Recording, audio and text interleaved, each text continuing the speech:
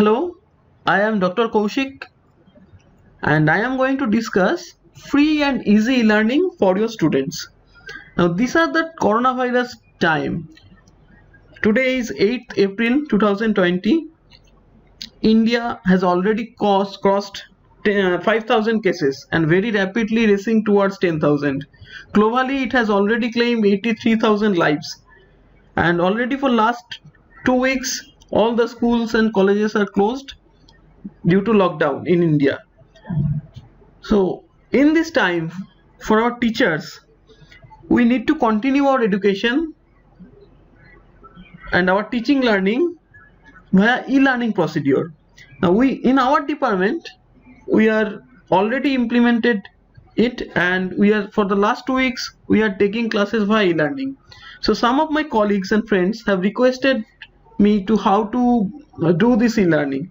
So today I am going to discuss how in a very easy and effective manner you can interact with your students and take assessment in a very easy way. So what we do in a typical offline class, we provide information, we interact with our students and clear their doubts, and finally we take assessments how they have understood things, and of course we take attendance. Now these are the 4 things basically we do in all our offline class, and whenever we are thinking about e-learning, we will try to mimic our offline class as closely as possible.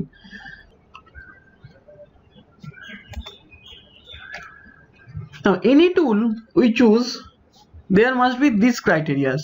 First, it should be cost effective. Better if it is free. Second, it must be easy to learn and implement, because student has to learn it very quickly and they have to interact with that, they have to give assessment with that. And for teachers and especially for doctors, we do not have much time nowadays, and so the tool we are going to use, it must be very easy to learn. It should not take more than 10 to 15 minutes to learn and implement. So that is a very important criteria. And finally, minimal logistics, especially internet speed. Now we cannot assume that all our students in every nook and corner of our country have very good internet speed. We can assume that they have a mobile phone and at most they have a laptop, but all of them do not have a very high speed broadband internet. So the way we have to implement it in such a way that it should not take very high amount of internet data and speed. These 2 platform is being very much used for e-learning purpose. Moodle is free, but free for 50 students only. So we cannot say cost effective. And otherwise you can classify your batches into multiple group of 50, but that is a very problematic.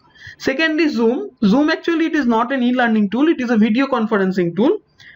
You can take your classes via Zoom, but again their problem of internet speed can come, and students may not be present at your convenient time, so that is another problem. So that is why we have not chosen Moodle or Zoom for our teaching purpose. So how we can do that?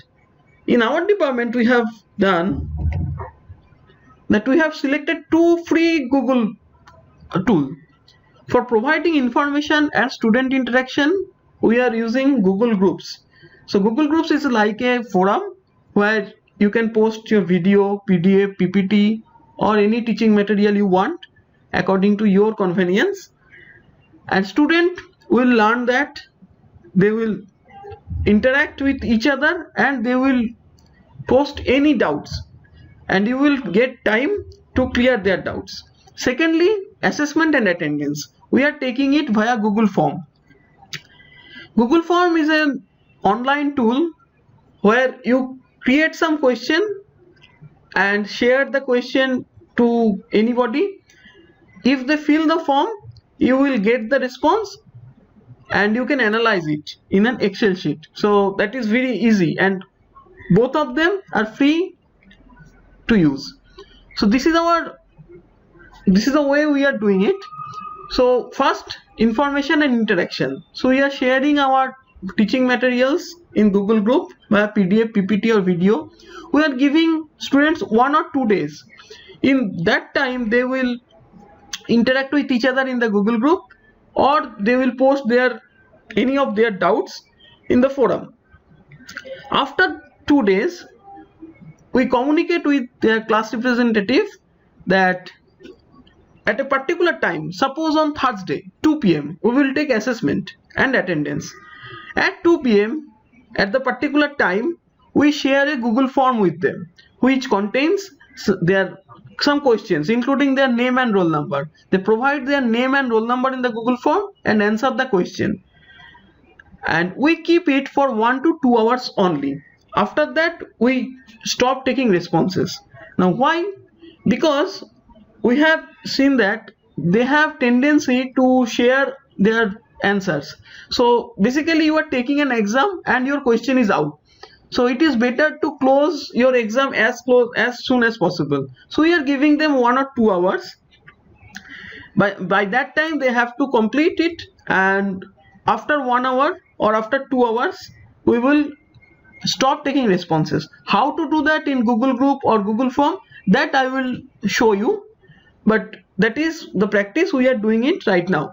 So after the response time is over, we stop taking responses, and finally we evaluate the responses and we take their attendance. Okay, so this is the way we are doing it right now. Move on to the demonstration of how we are doing it. So let's see how it is done.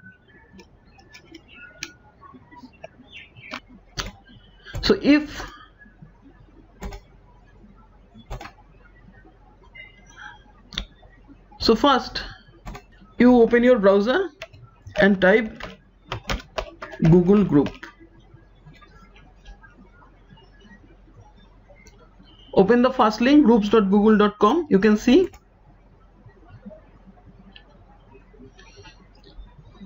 now this page will come up.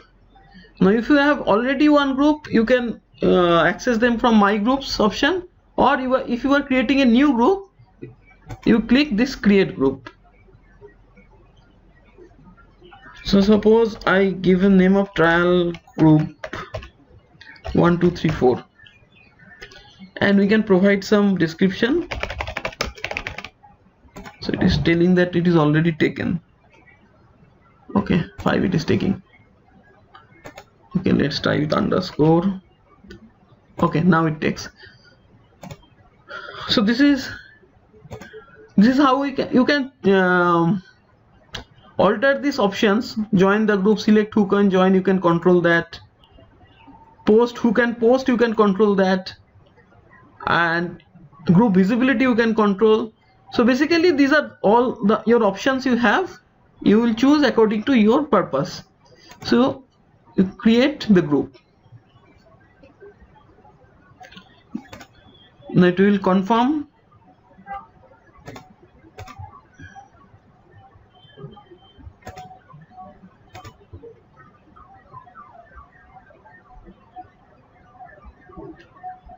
Now it is telling that congratulations, your Google group has been created. Get started with your new group. Now invite people to join the group. So you can invite people to join the group.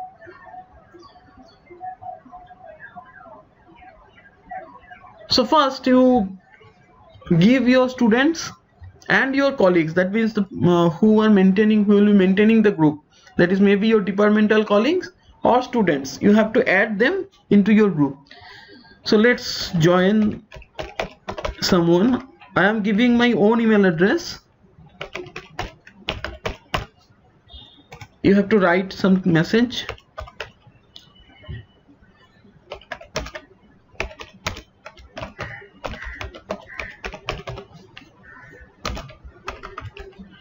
Now you either can invite your member. In that case, the member you are inviting, they have to accept the invitation. A mail will be sent into their email, and if they accept, then they will be added. Otherwise you can click this directly add members, but the problem is you only can add 100 people in a single day. So you can choose either, so invite member or directly add. So it is better to directly add for your purpose if you are doing for students. Okay, so directly add.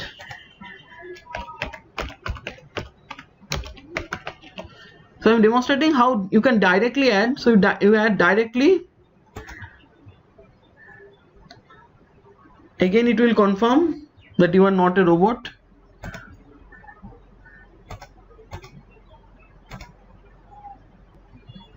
So it is telling that one person was added to the group. So you click done. Now they are asking about some basic things. You just can click save my changes. Okay, now your group is ready and you have already added one member, and you can add your member anytime with this option. You can go to manage members and you will get these options. Now one member has been added. You can invite, you can directly add. So like this.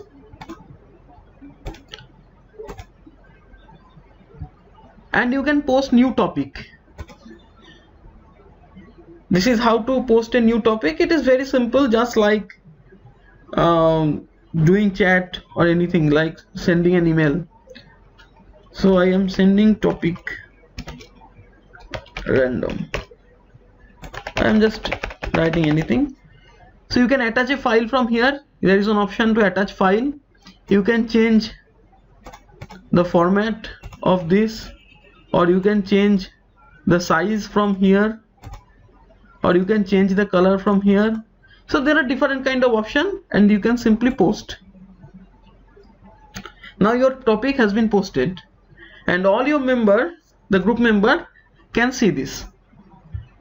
So let's demonstrate how group member will communicate.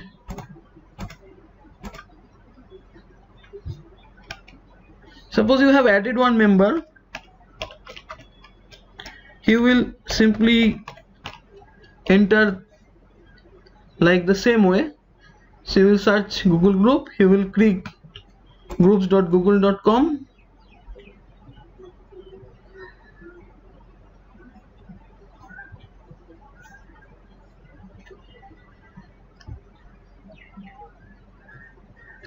Then from there, my group.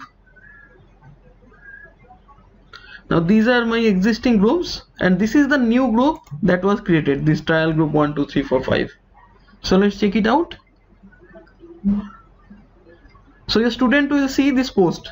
You can see the topic random we posted earlier. So students will see this post and they can reply.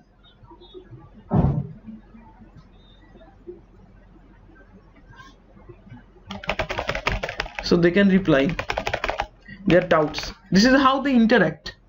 So they can post.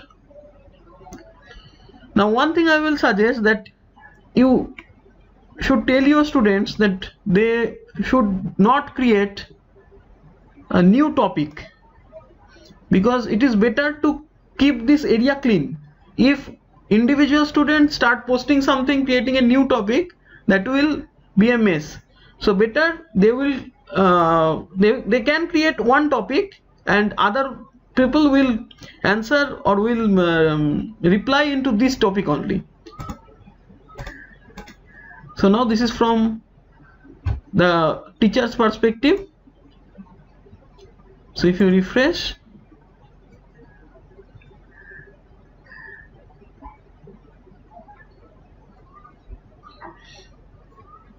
you will see, yes, that someone has replied. So that is how you can post your material. You can attach file, PDF, PPT, YouTube link, what you think it is appropriate for studying, and you give 1 to 2 days to your students. They can interact by that time. If they find any difficulty, they will talk back to you in this group. So now this first two part is over, information share and interaction. Now assessment and attendance. How are we going to take that? We can do that by creating Google form. Now how to create a Google form? Similar as Google Group, you search Google form in your browser.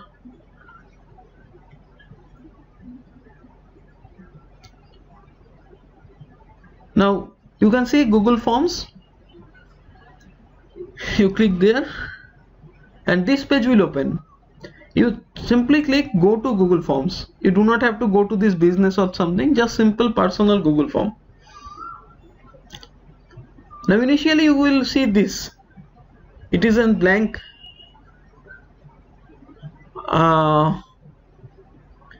Okay, I have opened my panel. So these are the forms that we have created from our departments.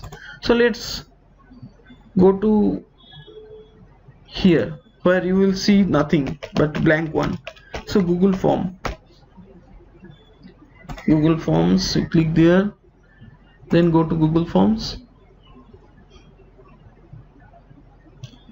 Yes, so first you click this blank. So here you can see no forms yet. You create blank. Now suppose you are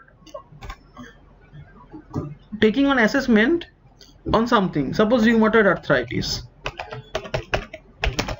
So you type rheumatoid arthritis assessment.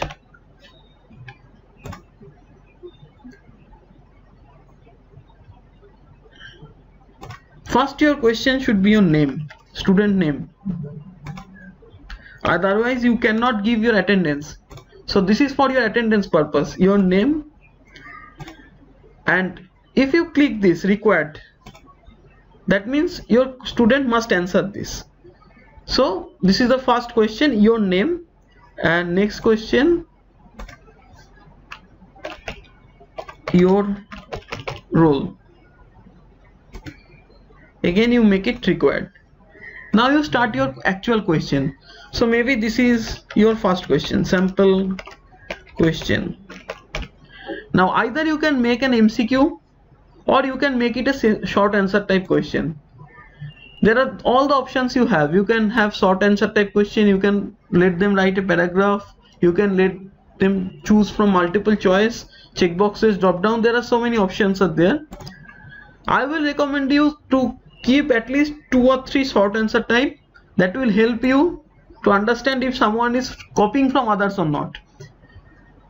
If it is all MCQs, then they can simply share their answer with their buddies. So it is better to keep some short answer type question, which if they copy, you can clearly see that.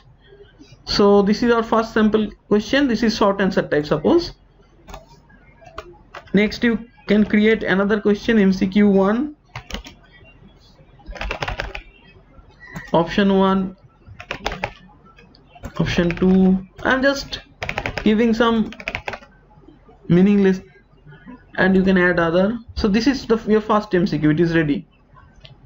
If you add more, you can simply this add question. So you can give another MCQ.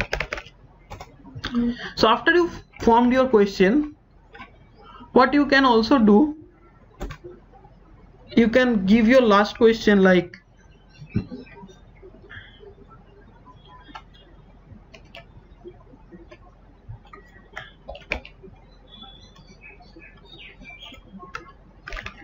mention what you do not understand in this topic.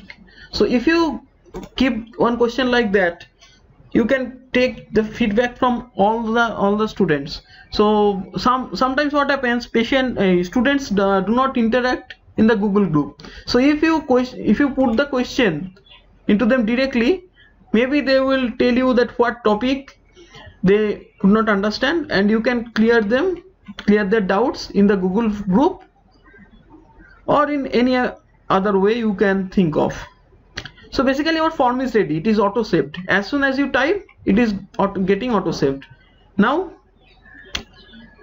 it is the time to share your form. Send. You click this link, shorten URL. You can short your URL because the URL is pretty large, so you can copy.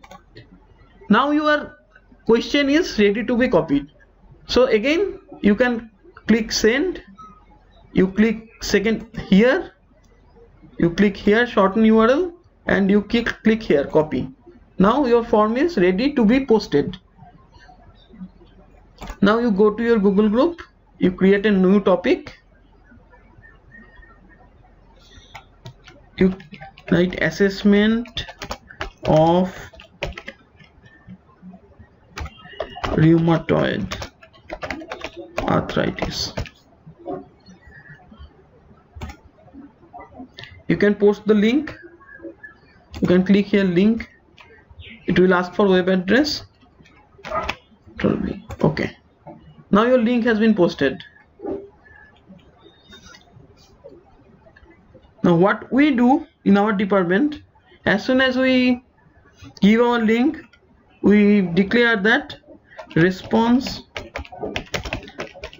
will be taken till 3 PM. Basically we post it usually at 2 PM and we take the response till 3 PM. So you post it. So now you can see it has been posted. Now let's check it from students' perspective. So this is students' perspective. So if the students open this,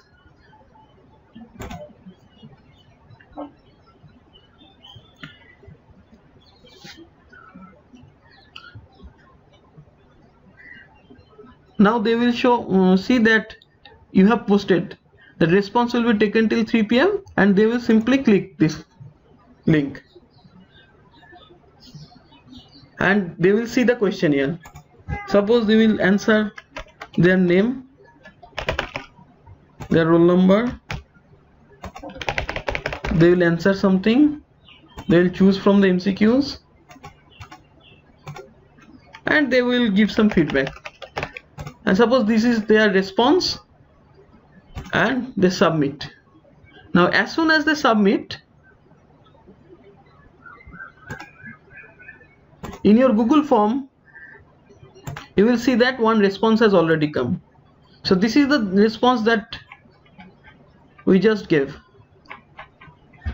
So instantly you will get the response. Now how to download it?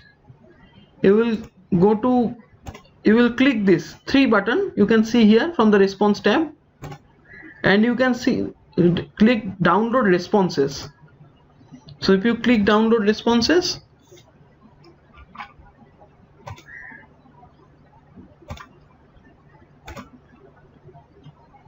the response will be downloaded as a zip format. You can click that and if you open it, you will have your answer. So this is the timestamp. You can see when the student has given it, name, roll number, answer of first question, second question, third question, fourth question. So you will get all the list of the responses of your students from here. And after 1 hour, what we do, we just click this accepting responses. We click it also, it will turn into not accepting responses, so that they cannot give response. They have 1 hour to provide their responses. Now suppose if students click it, if someone click it now, they will see that the form rheumatoid arthritis assessment is no longer accepting responses. So they cannot provide the response. So they must respond within the provided time. So that is how you can conduct your e-learning. You share your material in the Google group, you let your students to interact for 1 to 2 days, you give your assessment as a Google form at the time of pre-declared time. So you can convey your message to the students or via class representative that suppose the assessment will be taken on Thursday at 2 PM. So all the students are ready in their Google group. As soon as you post your question at 2 PM, they will click and start answering. And at 3 PM, or I would say you can give 15 minutes grace mark, at 3:15 PM you can stop accepting responses, and finally you can evaluate. So ultimately all your purposes, that is providing information, student interaction, assessment and attendance, everything can be done in a free and very easy to understand way. So thank you for listening, and please provide your feedback if you have anything to say how we can improve this procedure and how you have implemented in your department. So you can give me feedback so that we can modify also accordingly. So thank you for your patience. Goodbye.